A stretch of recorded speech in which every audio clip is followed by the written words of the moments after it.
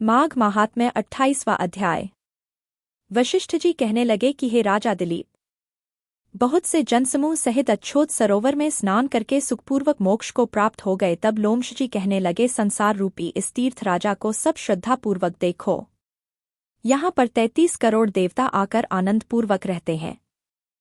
यह अक्षय वट है जिनकी जड़ें पाताल तक गई हैं, और मार्कंडेय ऋषि प्रलय के समय भगवान इसी अक्षय वट का आश्रय लेते हैं। यही शिवजी की प्रिय भगवती भागीरथी है, जिसकी सिद्ध लोग सेवा करते हैं। यह गंगा स्वर्ग के हेतु पताका है, इसका जल पीकर मनुष्य मुक्त हो जाते हैं। हे मुनि, सभी प्राणी इस नदी को यमुना से मिली हुई पाते हैं। इसका संगम बड़े पुण्य से प्राप्त होता है। इसके स्नान से जन्म मृत्यु रूपी दावानल से कोई नहीं तपता, परंतु ज्ञान प्राप्त करके मुक्त हो जाता है। यहाँ पर स्नान करने से सभी प्राणी बिना ज्ञान के भी मुक्त हो जाते हैं। इसलिए ब्रह्मा जी ने यहाँ यज्ञ करने की इच्छा की थी। इसी संगम में भगवान विष्णु ने स्त्री प्राप्ति की इच्छा से स्नान करके लक्ष्मी जी को प्राप्त किया।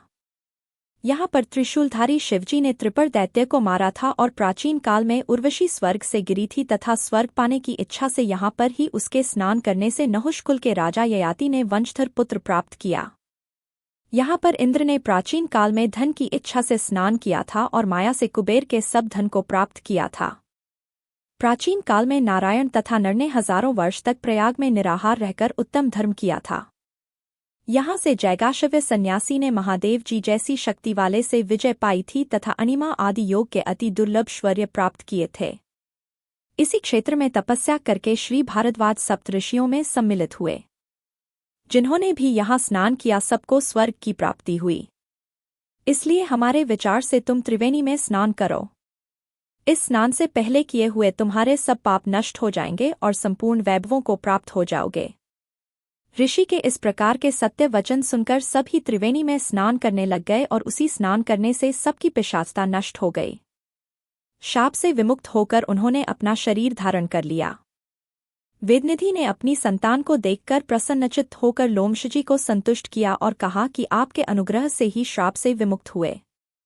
अब आप इन बालकों के योग्य धर्म को कहिए।